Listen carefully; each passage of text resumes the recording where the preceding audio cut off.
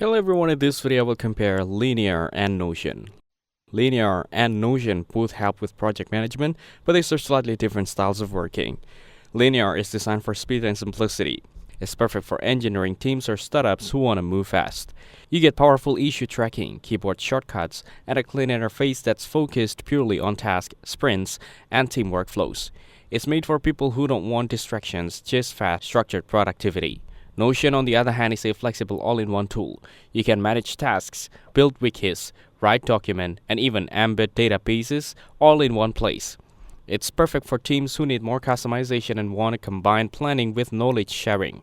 Notion lets you create your own project management system the way you want it, with templates, views, and linked content.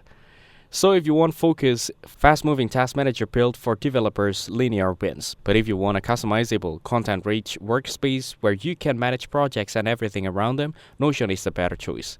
Thanks for watching. Don't forget to like and subscribe for more videos like this.